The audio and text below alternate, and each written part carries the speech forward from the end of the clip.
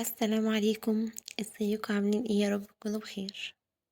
هنعمل بقى كده النهارده مع بعض كب كيك بالفانيليا. ده بالفانيليا ومعانا بالشوكولاته. بجد طعمه حلو ومكوناته موجوده عندنا.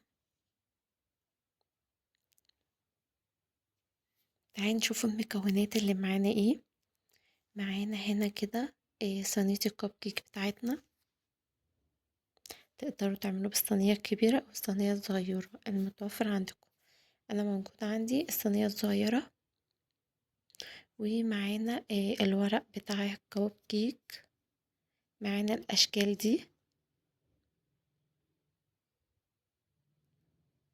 رسوماتهم بتبقى مختلفة شوية. وكده بقى معانا المكونات بتاعتنا: نص كوباية سمنة على زيت،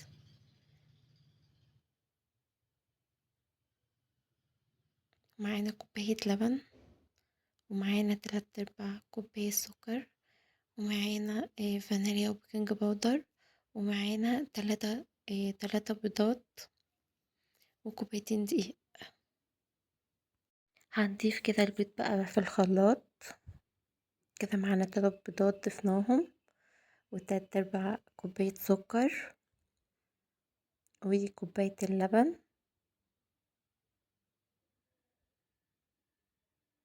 والسمنة على الزيت نص كوباية.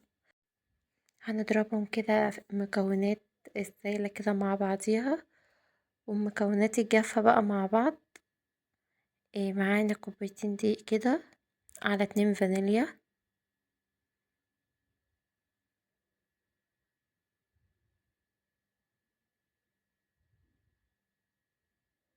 على معلقة بيكنج باودر، معلقة ونص كده يعني،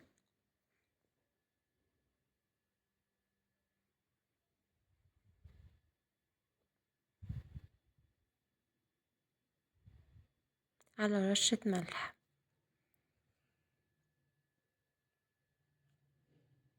هنا بقى كده ضربنا الخليط بتاعنا، وهنا بقى هنقلب المكونات الجافة بتاعتنا كده في بعضها الأول.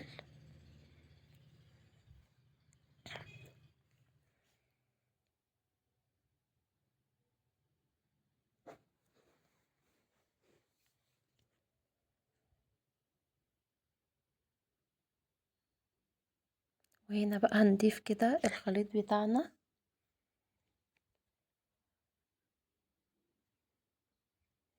وهنفضل بقى نقلب.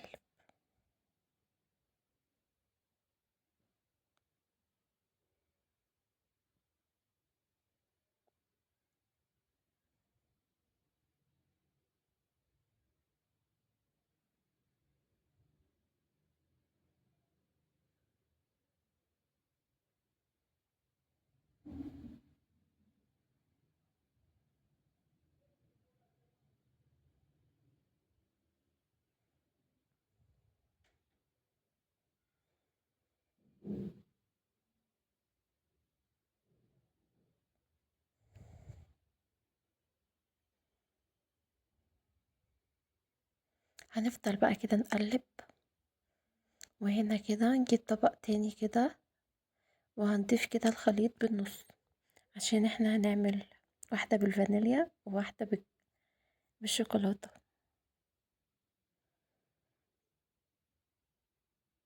قسمتهم كده بالشكل ده. وهنا كده بقى معانا كده معلقتين كده شوكولاتة، معلقتين كاكاو.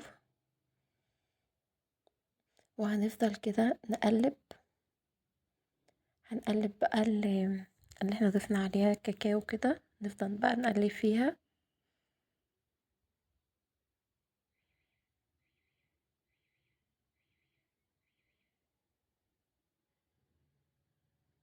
هنا كنت زودت عليها زيت، حاجات حاجات بسيطة كده، وشوية لبن.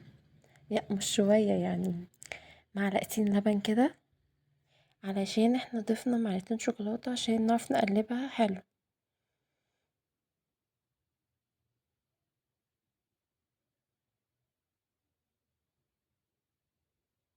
نفضل بقى كده نقلب.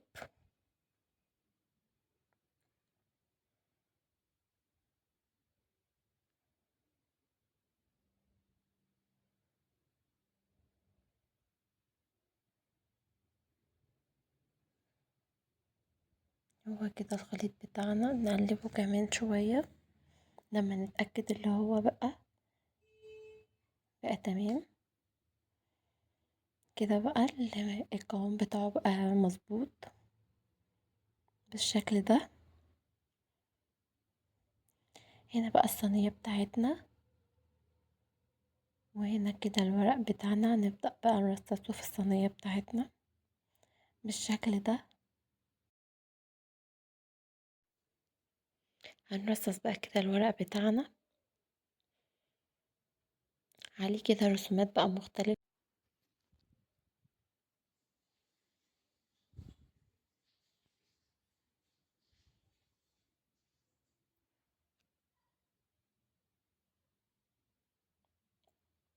وهنا بقى كده هنضيف الخليط بتاعنا، هنضيف كده الشوكولاتة،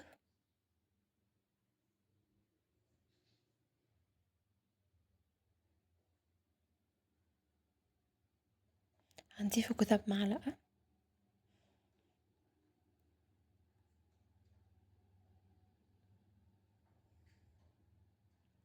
احنا لو عايزين الكب كيك بتاعنا يبقى كبير، فاحنا بنكتر كده في الخليط بتاعنا، ولو عايزينه صغير بنقلل في الخليط شوية. انا عاملة كبير وصغير.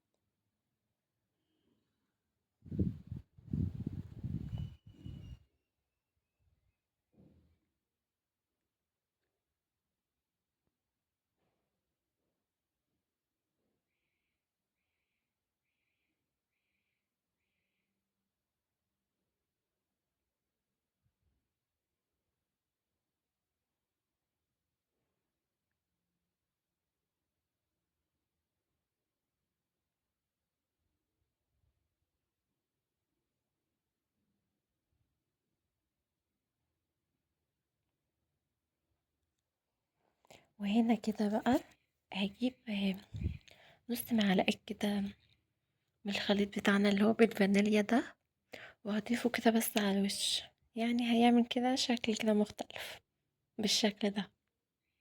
وهندخل بقى الصينية الفرن. وهنا بعد ما خلصت هي الصينية، ضفت كمان ورق الكب كيك، وضفت كده الخليط اللي بفانيليا قدامكم كده بالشكل ده.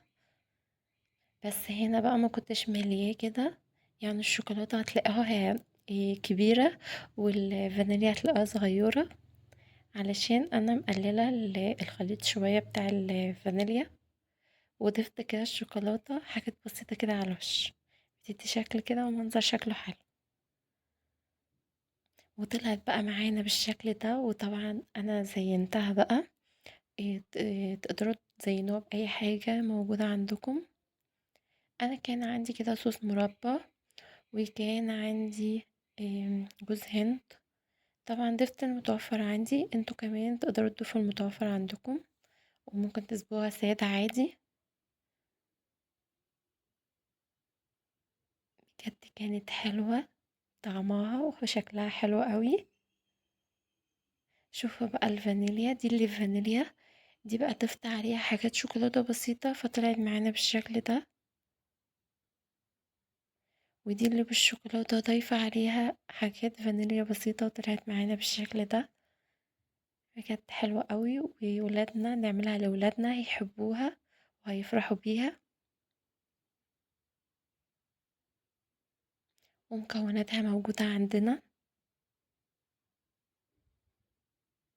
جربوها بقى وقولولي ايه رأيكم فيها.